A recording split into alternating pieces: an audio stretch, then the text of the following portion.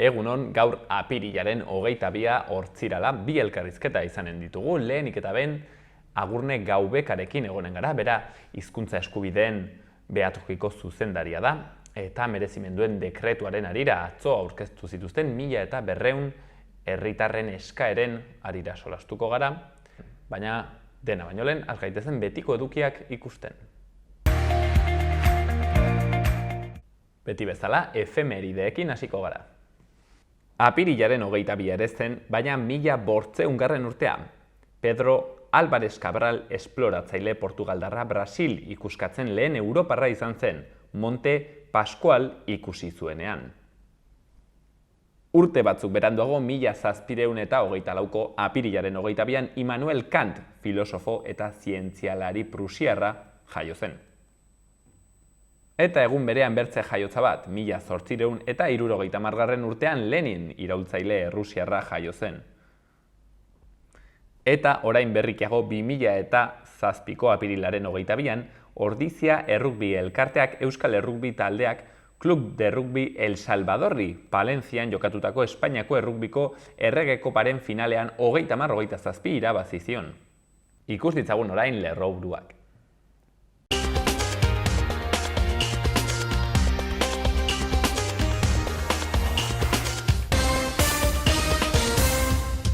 Lan osasunaren zerbitzuak lantokita maskara erabiltzeko gomendioak ezarri ditu, aldiz musukoaren erabilera ez da derrigorrezko izanen Nafarroko ikastetxetan apirilaren 25 aintzinera. Ukrainiatik etorritako errefuxiatioen 153 Iruñan eta Iruñerrian finkatu dira. 17 liburu denda kalera itzuliko dira larunbat honetan Carlos Hirugarrenaren oinezkoen gunean, Orreaga etorbidearekin batera ospatuko den liburu eta lorearen egunaren edizio berri bat ospatzeko. Iruñeko musika banda gazteek izen eman dezakete taldeen udal polsan formatu profesionaleko kontzertuetan parte hartzeko. 100 proposamen baino gehiago antolatu dituzten Nafarroko liburutegiek liburuaren eguna dela eta. Antzerki aroak 3 emanaldi eskainiko dizkio udaberri honetan, Nafarroko Antzerki Eskolan obsesioak belaunaldien arteko talka edo genero ikuspegia bezalako gaiak jorratuz. Datorren urriaren 15 eta 16an Mairen tragedia pastorala eskainiko dute Zugarramurdiko leizeetan.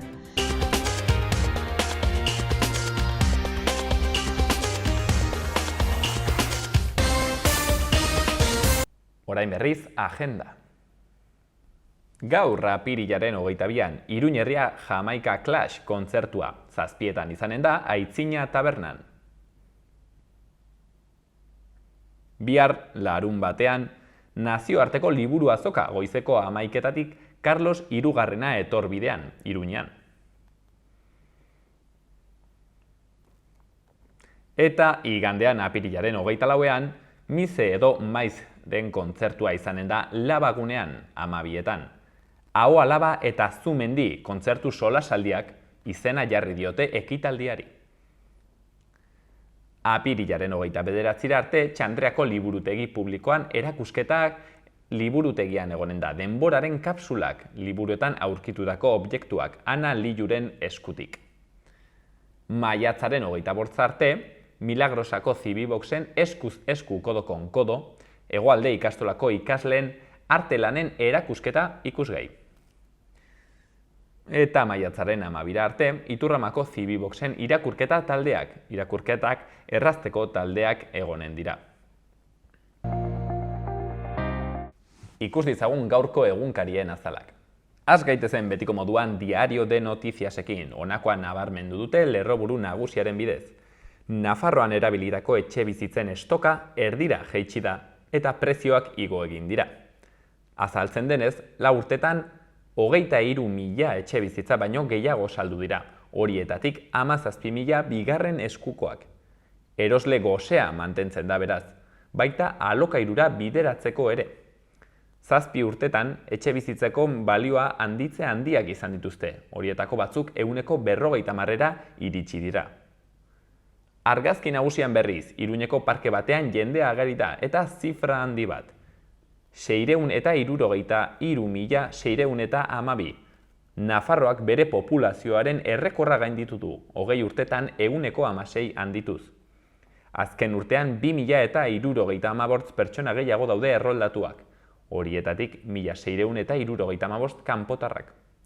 Bertze lerroburu batean, osasunari 40.000 euroko isuna jartzea proposatu dute, ebakuazio eremuak buxatzeagatik. Eta joan gaitezen Diario de Navarrarekin.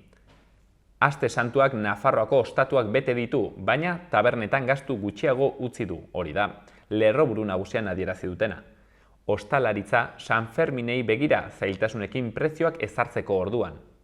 Argazki handi batean Pedro Sánchez Ukrainian, eta izenburuan, Espainiak 200 tona bidali dizkio Ukrainiari munizio eta ibilgailu militarretan. Pedro Sánchez Kieben izango da eta iragarri du Espainiako agentek gerrako krimenak ikertuko dituztela. Putinek milaka soldadu eta zibili babesa ematen dien Mariupoleko altzairutegia blokeatzeko agindu du. Eta lerroburu txikiago batean, ingelesezko ikasketa programaren legearen harira banaketak gobernuan. Gara egunkaria orain, lerroburu nagusian, asteleenean maskararik gabeko klaseak izango dira, eta ez da burbuilarik egongo. Iruñeak eta Gasteizek ikasgeletara itzultzeko baldintzak argitu dituzte. Maskarak 6 urtetik aurrera bakarrik dira nahitaezkoak garraioan, pertsona kalteberak zainduko dira eta maskara eraman nahi duena errespetatuko da. Bertze berri batean, CNIk ez dauka Kongresuaren kontrolik 2019tik. Azpiruk eta Aragonesek ondorioak exigitzen dituzte espioitzagatik. Argazki nagusian, ukrainiarrak iesi. Azovstalen setioa agindu du Moskuk. Eta azken berri batean, kontzentrazioa Baionan Le Penen ultraeskuinari aurre egiteko. Eta berria egunkaria orain, lerroburuan Amazonek ez du sozietate zergarik ordaindu Europan 2021. Banaketako multinazionalak 51.300 milioi euroko salmenta marka jarri du, baina zerga ordaintzea saiestu du 1.160 milioiren galerak deklaratuta. Inbertsio handiak argudiatu ditu galerak aitortzeko. Argazki nagusian Ukrainia, Mariupol berenganatzeko jo du Errusiak.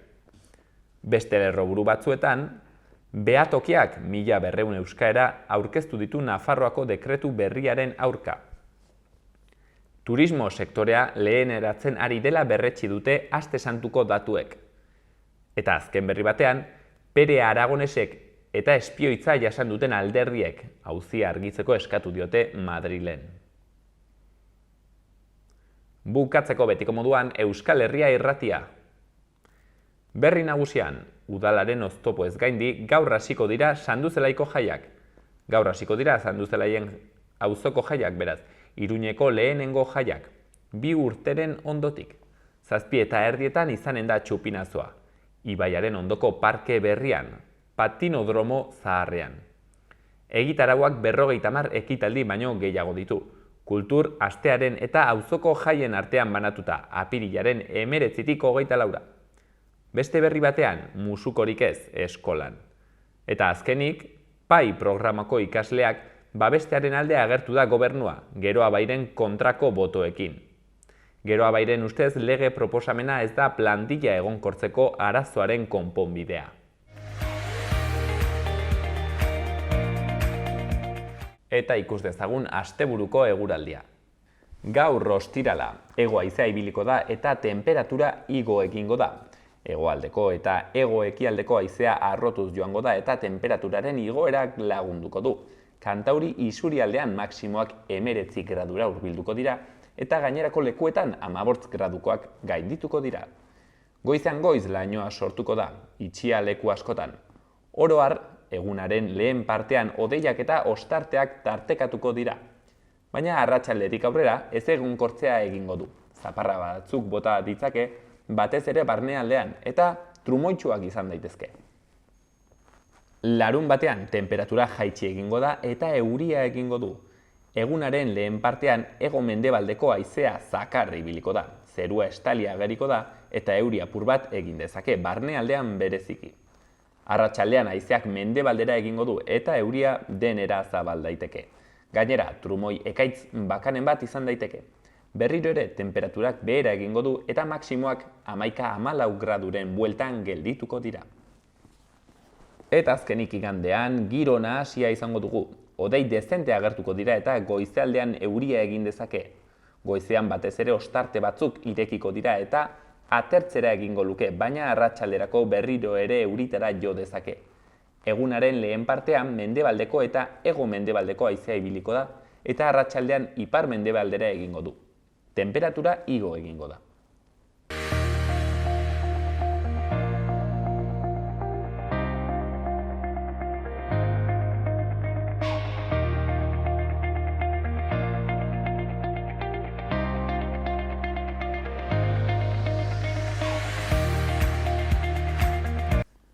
Eta gaur goizean lehenengo elkarrizketa honetan Agurne Gaubekarekin gaude, hizkuntza eskubideen behatokiko zuzendariarekin. Egunon. Kaixo, egunon. Mil esker gurean izateagatik, hain zuzen ere, atzo aurkeztu zituzten 1200 eskaera herritarren partetik, merezimenduen dekretu horren aurrean herritarren kexak aurkeztuz eztala. Eta hain zuzen ere hortaz galdetu nahi nizun, Agurne, lehenik eta behin, pixket kokatzeko zer da, oroitarazi zer den merezimenduen dekretu hori eta nola eragiten digun? Hau da, merezimenduen dekretua, pixka bat, egia da, batzutan herritarrei oso handia edo geratzen zaiela edo zer da zehazki ez du jakiten jendeak, ez? Esan behar dugu, azkenean izango litzatekela, araudi bat bezala, non Nafarroko gobernuak deialdiak egiten dituenean, lanpostu publikoak betetzeko deialdiak, non ezartzen diren ze baldintza edo ze puntuak eta emango diren deialdi horietan, ez? Eta zehazki merezimenduen dekretu horretan, guri dagokionez behintzat, ataltxo bat badago, non baloratzen den, nola esaten den, aipatzen den, nola baloratuko diren hizkuntzak. Hau da, deialdi bat egiten duenean Nafarroko gobernuak, dena delakoa, adibidez departamentu zehatz batean teknikaria kontratatzeko, edo foruzaingoa kontratatzeko, ze puntuak eta izango duen hizkuntza bakoitzak. Zer gertatzen da hemen, urtarrilean Nafarroko gobernuak aurkeztu zuela merezimenduen dekretu berri hori ze terminotan edo ze baldintzaten aterako zuten, oraindik ez da atera. Hau da, zirriborro bat da, ez? Hori, zirriborro bat da. Esan zuen Remiret jaunak, ekain aldera edo aterako zutela. Eta horrez hartzen zen, Euskara ezela merezimendu izango Nafarroako hegoaldean, eta Nafarroko ipar eta erdialdeko lanpostu gutxi batzutan soilik izango zela merezimendu. Gainera, gogoratu behar dugu aurreko araudiak jada ezartzen zuena, adibidez, legeak ezarritako eremu euskaldunerako lanpostuetan 123 bitarteko merezimendua izango zuela Euskarak. Eta aurkeztu duten zirriborro honetan hori ere jaisten dute. Hau da, eremu euskaldunean 110 bitarteko merezimendua izango da oraindik aurrera. Orduan, guk ikusi duguna da hor badela atxera pauso bat. Nafarroko gobernuak argudiatzen du, epaitegi eta aurreko araudiarekiko epaitegiak esan zuenaren arabera jardun dutela, baina guk uste dugu ez dela egia. Adibidez, adidargia da, epaitegiek ez zutela auzitan jarri eremu euskaldunerako ezartzen zen merezimendua. Eta Nafarroko gobernuak probestu duela hori ere jaisteko, ez? Orduan, guretzat argi eta garbi hemen bada oinarri bat, eta da Euskararen legeak ezartzen duen banaketa hori, herritarren arteko banaketa hori oraindik are gehiago sustatzen duela dekretu honek, baina bada premisa garrantzitsu bat, eta da herritarren eskubideak ez dituela bermatuko.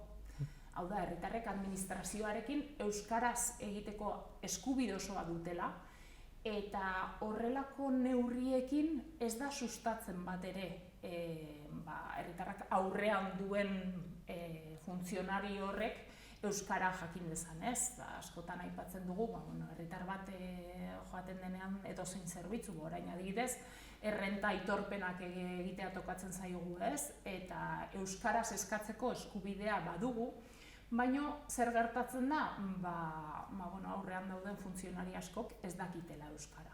Bai, bere garaian ez zuelako puntuaketarik izan, eta orduan ez zuten sentitu euskara ikasteko betebehar hori, edo ez da derrigor nahitaezkoa izan lanpostu horretarako, eta beraz ez dakite. Horrek ze albokalte ondorio ekartzen dizkio herritarrari, azkenean herritarrak bai aukeratzen duela, baina agian dago funtzionari bakarra euskaraz dakiena. Beraz, denbora gehiago behar du prozedimendu bat egiten.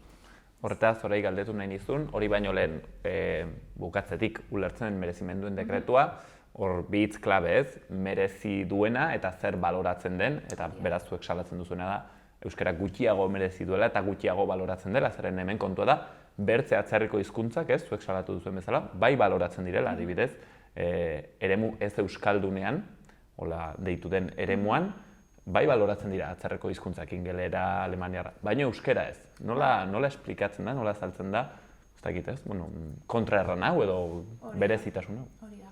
Egia esan uste dugu azkenan horrelako erabakiek badutela atzean badituztela beste azalpen batzuk ez, eta dela edozerk balio duela euskarari Nafarroan aitortza hori ez emateko ez.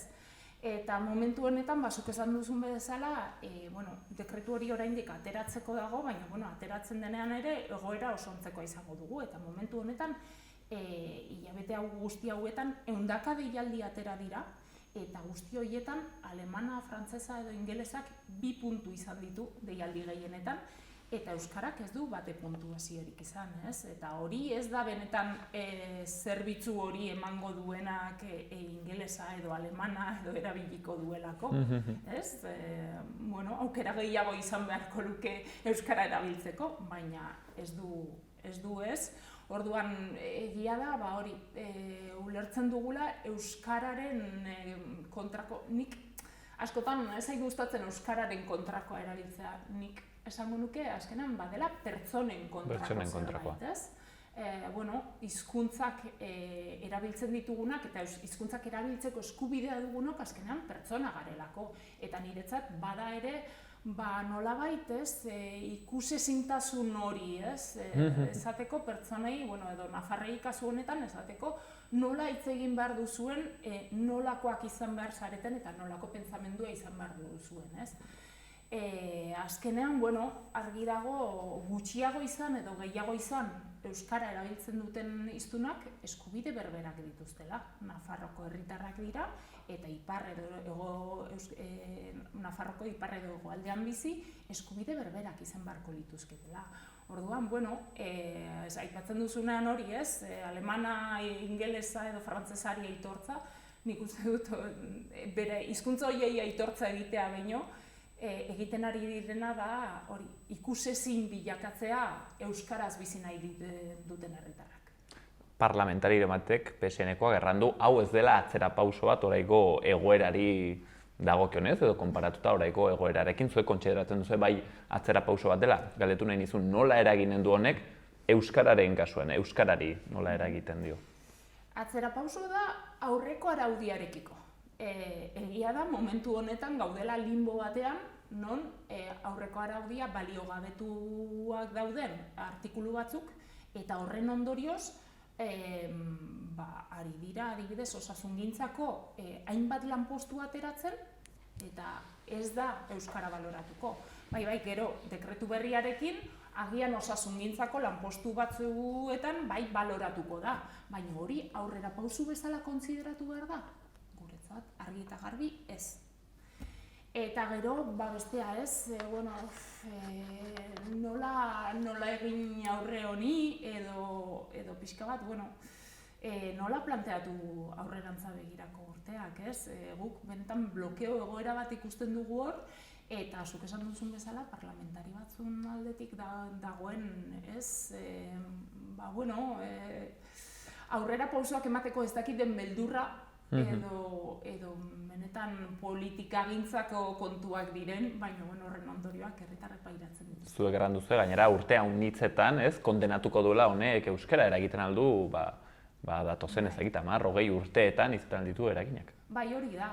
Azkenean, pentsatu behar dugu, orain ateratzen dira, pentsa dezagun, 110 lanpostu foruzaingorako.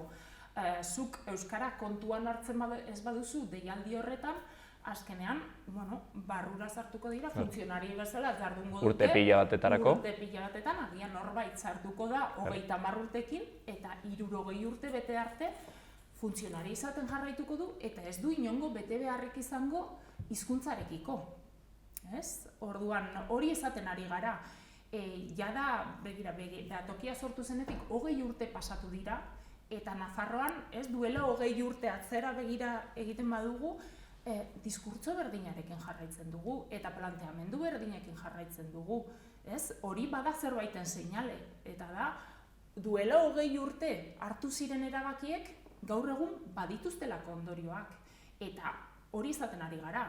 Egun, foru dekretu honekin edo euskararen legearekin, dena delakoarekin hartzen diren erabaki politikoek izango dituzte 30 urte pasata izango dituzte Nafarrengan eragina, Beraz, guk uste dugu ez direla ari soilik egungo Nafarra kondenatzen.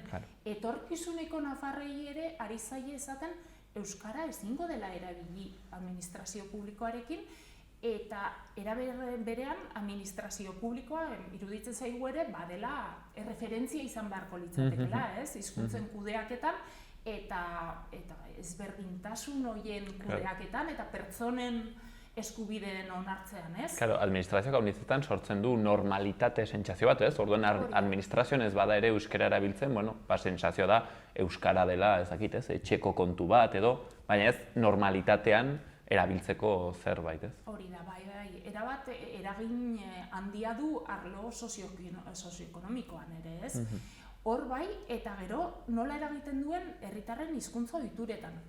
Hau da, guregana jotzen duten herritar askok esaten dute, jo dut ez dakiz ze departamendura eta saiatu naiz euskaraz egiten, gainera batzutan orain 2022an gaude eta zen nolako erantzuna jasotzen ditugun euskaraz eskatzen dugunean zerbitzu bat, edo esaten dugunean barkatu norbait dago euskaraz hitz egin alduena departamendu honetan, Beldurrez, normalki. Hori da, eta oraindik jasotzen ditugu erantzuna, nik zurekin ez dut zertan euskara egin behar, edo hizkuntza hori inork ez du hitz egiten, horrelakoak, Orduan horrek ere nolabaiteko babesgabetasuna sentiarazten dio herritar bati, zerbait gaizki egiten ariko bazinen bezala. Hori da, edo beste batzutan aipatzen digut herritarrek agian denuntzia bat edo zerbait garrantzitsua edo juridikoki eragina izan dezakena egitera zoaz, eta baduzu aukera, suposatzen da, baduzula aukera, toki batzuetan euskaraz egiteko hori, baina zer nolako ziurgabetasuna sortzen dizun, jakiteak aurrean dakiena ez dagoela gaitua zerbitzu hori behar bezala euskaraz emateko, Eta horregatik herritar askok ere esaten digute, agian batzutan joaten naiz euskaraz egitera, eta beldurragatik, alboko alte ondorioa jason ditzakatelako, edo beste edoze arrazoirengatik, erabakitzen dut gaztelaniaz egitea. Orduan, neurri hauez ari garenean, ez gara ari soilik eskubidez, baizik eta gero, zer nolako etorkizuna duen euskara erabiltzeak. Beti pisua jartzen da herritarrongan, Herritarrok ez duzue euskara erabiltzen, eta herritarrok, baina horretarako espazioak sortu behar dira, eta ez dira sortzen.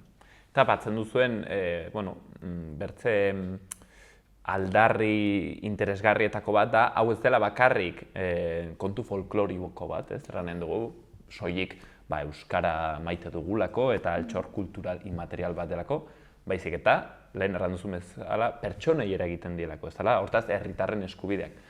Ze zentzutan eragiten aldie pertsonei aipatu duzu zerbait, baina, pentsatzen dut, herritar batek adibidez, gazteleraz espresatzeko zailtasunak baldin baditu, ari diogu eragiten, adibidez, epaiketa batean, ezin bada bere ama hizkuntzan espresatu, izango ditu hor, zailtasunak ez da inkomodo sentituko edo medikuan ez duain komunikazio intimoa izango, ez da?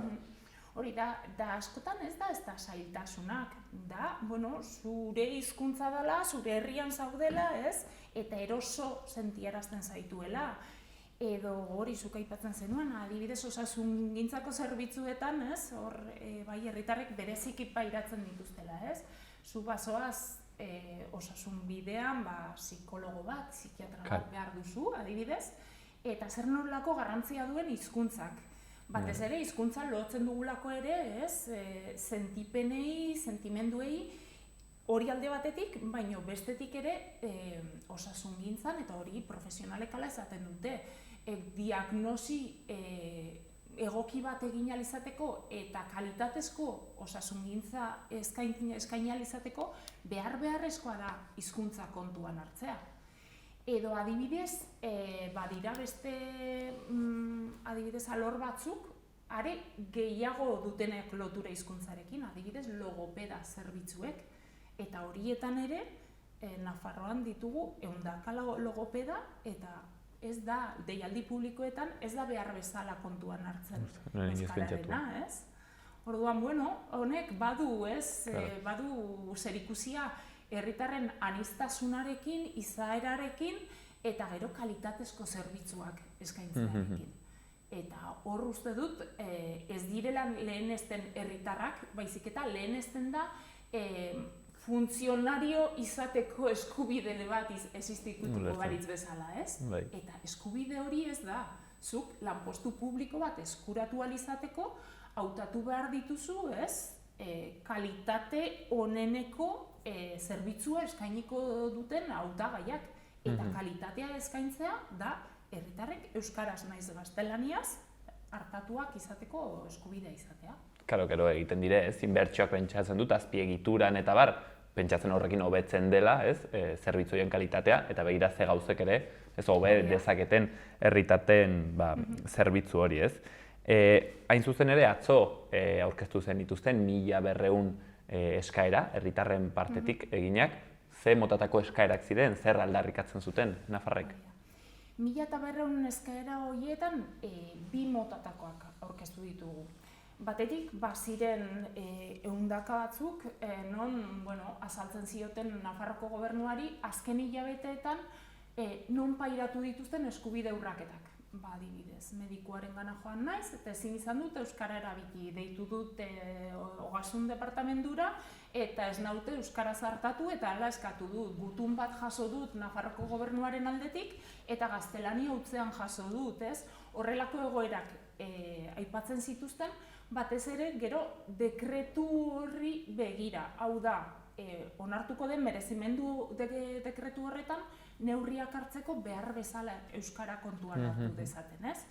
Eta gero, beste batzuk, beste 100 batzuk ere jaso izan ditugu euskararen ezagutzarik ez duten herritarrengan, baina herritar hauek ere ulertzen dute, benetan, dekretu hori aldatu behar dela, beraiek ulertzen dutelako, norberak euskara jakinez arren, eskubide berbera izan beharko luketela herritarrek euskaraz nahi gaztelaniaz administraziora jotzeko.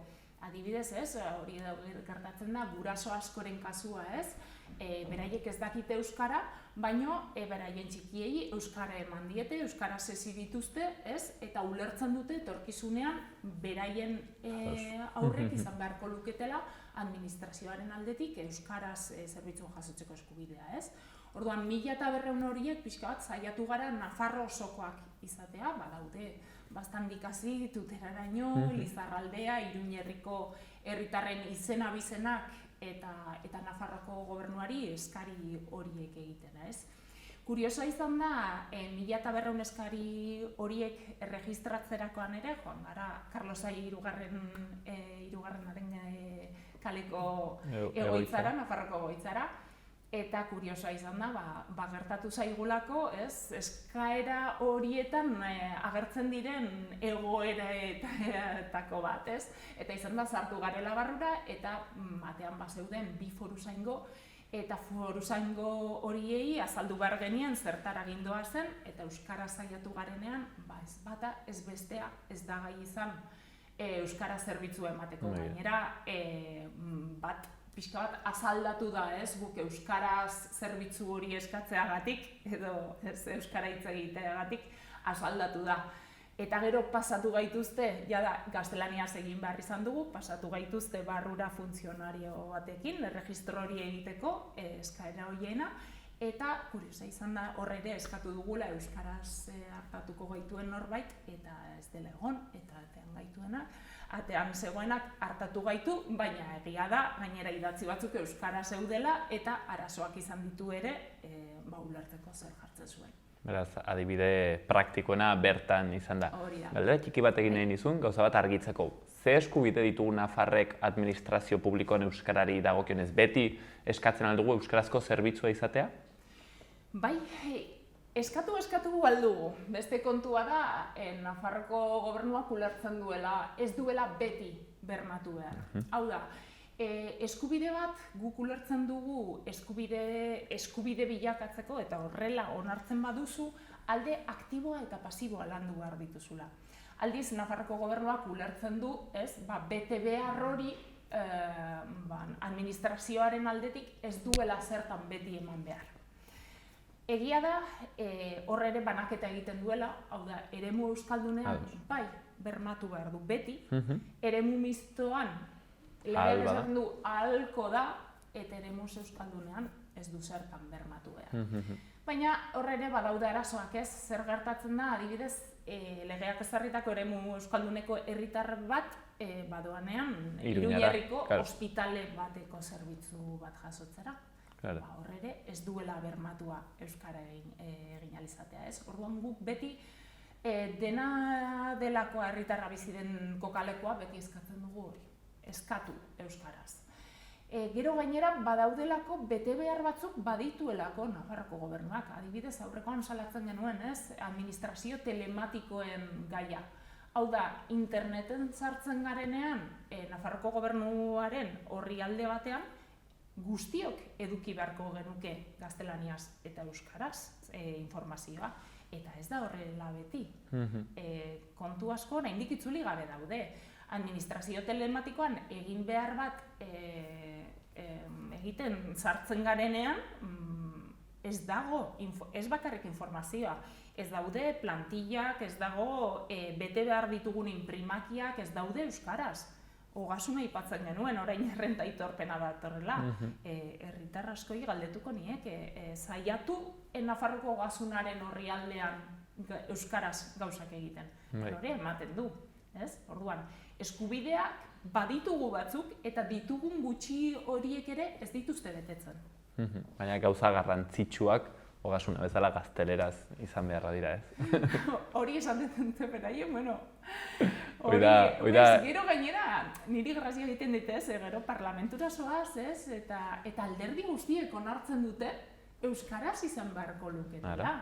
Baina aurrekoan ere parlamentuan agerraldia egin genuen, eta duela 10 urte agerraldi berbera egin zen. Eta aitortu zuten, joango zirela itzultzen eta zer gertatzen da, azkenean itzulpen horiek egin behar dituztenak, inprimaki horiek erabili behar dituztenak, egunero web orrialde horiek eguneratu behar dituztenak, ez dutela euskaraz lan egiteko gaitasunik. Hain zuzen, merezimenduen lege dekretua, edo derrigortasunak dituzten lanpostuak ezartzen direnean. Nafarroan, irakaskuntza kenduta, 3% baino gutxiago dira euskararen nahita eskotasuna duten lanpostuak. Imaginatu, zenbat milaka lanpostu duten, inongo ezagutzarik ez dutenak euskararekin, eta horrek, gero nola ez, ondorioak ditu herritarrengan, eta ondorioak ditu, edozein egin behar egiteko, azkenan ez duzula, ez garela ari soilik arreta lehiatia baten atzean arreta ematen dagoen langileaz. Engranaje osoa eta makinaria osoak behar duela euskaraz gaitua egon, ez? Atzean daude langileak ere edozein momentutan egon beharko liratezkela euskaraz aritzeko gaituak. Lehen errantzuna zer bihurtzen den ohitura bat, zer bihurtzen den normala eta beraz hizkuntza bat egunerokoan erabiliko dena, ez? Galdera txiki bat egin nahi nizun ere bai, orain arte aipatu dugu administrazio publikoa, baina horren dugu euskara eskubide bat izan beharko lukela, hala da zuen iritziz. Horrek erran nahi du enpresa pribatuetan baita ere bermatu beharko litzatekeela euskararen zerbitzua. Bai, eta hor ere Nafarroan lege babesa falta zaigu. beste toki batzuetan, adibidez, EAen badago nola baiteko lege babesa, eremu sozioekonomikoari dagokenean, edo Katalunian gertatzen dena, adibidez, enprese pribatuak ere badituzte lege bete behar batzuk. Hau da, herritarrei asko gainera oinarrizko zerbitzuak ematen dizkigute, telefonia, ura, garraioa, elektrizitatea, guzti horietan bete behar batzuk izan beharko lituzkete, edo beste askotan administrazio publikoek azpikontratatutako enpresak dira. Beraz, bai, izan beharko lukete herritarrekiko begirune bat, saiatzen dira enpresa asko beti nola bermatu bezeroei zerbitzu honena, baina hizkuntzarena ez dute kontuan hartzen. Eta oso kuriosoa da, baina Euskal Herriko toki ezberdinetan egoitzak dituzten enpresak, enpresa berberak izan dezake egoitza bat Azpeitian, Iruñean eta Irunen, eta ikusten dugu irizpide ezberdinak dituztela Nafarroarako, enpresa berberek. Hau da, enpresa berberak dena errotulatua duela euskaraz eta gaztelaniaz Bilboko egoitzan, adibidez, eta denda berdina edo enpresako egoitza berdina Iruñerrian dagoena edo Tuteran dagoena ez dutela ia ezer euskaraz. Egia da, enpresa batzuk bai hasi direla hori ere, kontuan hartzen oso gutxinaka, baina hala ere ez da oso gutxi izaten dira euskarazko zerbitzua eskaintzen dietenak herritarrei. Eta horre nik uste dut, pasaren urtean adibidez 73 zoriontze jaso genituen, eta herritarrak benetan eskertzen du kalitatearekin lotzen duelako ere euskarazko zerbitzu bat ematea. Eta gero nik baita gustatuko litzaidake nabarmentzea zenolako erantzunkizun soziala duten enpresek hizkuntzarekiko ere.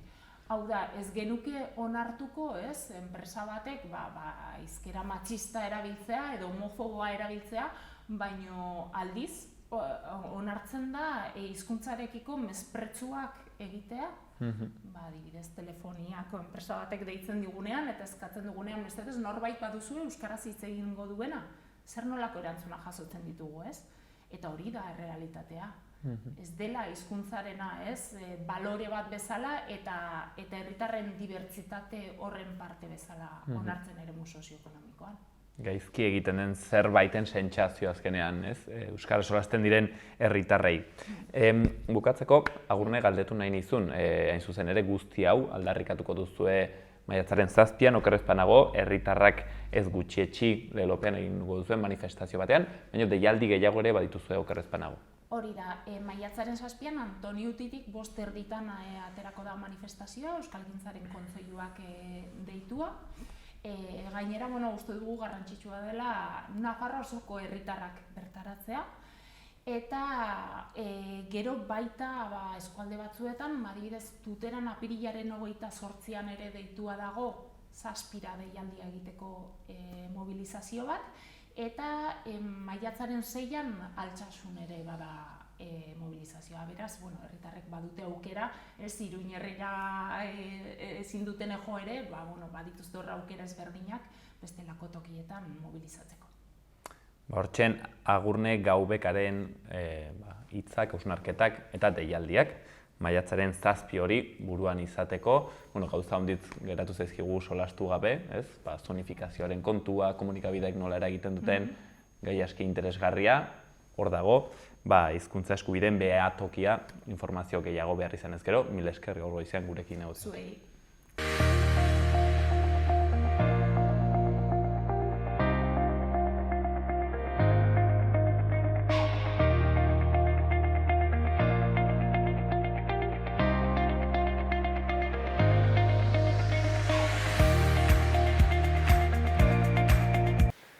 Eta orain, Iruñerriko udaletako albisteak ikus ditzagun. Atarrabiarekin hasiko gara. Txikientzako kultur zikloa eskainiko du Atarrabeak apirilaren 19tik 23 bitartean, bihar arte beraz, ipuin kontalariek eta familientzako antzerkiak eskainiko dira. Horretaz gain, Guatemalan emakume izatea, esposizioa apirilaren 28 arte egonen da. Miatxik elkartearen argazki erakusketa kulturetxeko holean egonen da ikusgai. Zizur nagusia orain. Berrikuntza garrantzitsuak izango dira Zizur Nagusiko udalak Nafarroako Kirolen Institutuaren laguntzarekin 2022-2023 ikasturtean emango duen kirol astapen horizontalean. Astapen horren bidez, 6 urtetik gorako aurrek hainbat kirol eta diziplina probatu ahal izango dituzte, etorkizunean gustukoa dutena aukeratzeko. Horretaz gain, Bizimugi proiektuaren barne, apirilaren 30ean Zizur Nagusian, proiektuari buruzko hitzaldi informatiboa eta oinarrizko mekanika tailerra izango da. Ondoren bizikleta irtera bat egingo da, Zizur Nagusiko Eurobelo 3 tartea ezagutzeko. Helburua osasuna, iraunkortasuna eta mugikortasuna sustatzea da. Eta jarduerak batez ere neskatoei eta emakumeei zuzenduta daude. Eta Iruñarekin bukatuko dugu. 17 liburu denda kalera itzuliko dira larunbat honetan, Carlos Hirugarrenaren oinezko gunean, Orreaga etorbiderekin batera, ospatuko den liburuaren eta lorearen egunaren edizio berri bat ospatzeko. Iruñeko udalak eta Diego de Haro liburu dendaren elkarteak lankidetza hitzarmena sinatu dute egun hau antolatzeko.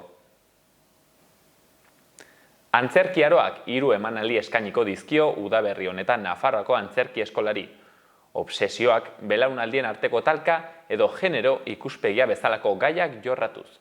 Euskarazko antzerki zikloa apirilaren 27tik maiatzaren 18 bitartean izango da, eta sarrerak 8 eurotan izango dira salgai.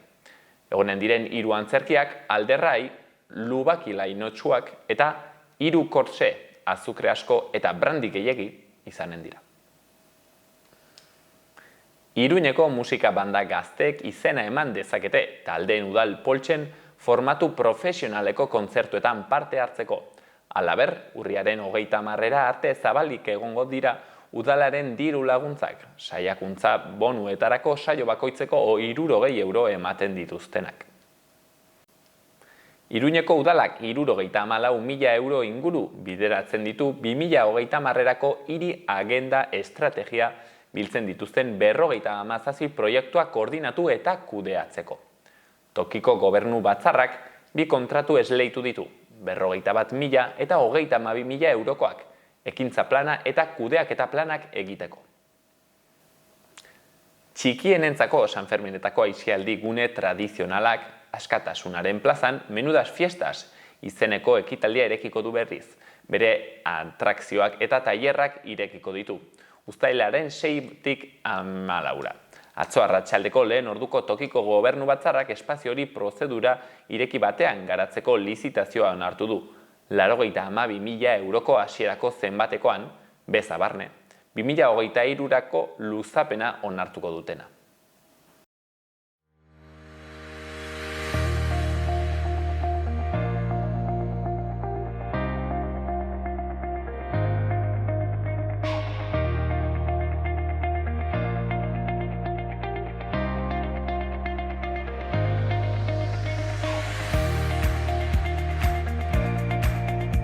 Mil esker gaurkoan ere magazinean egoteagatik, asteburu ona pasa eta astelenean ikusiko gara.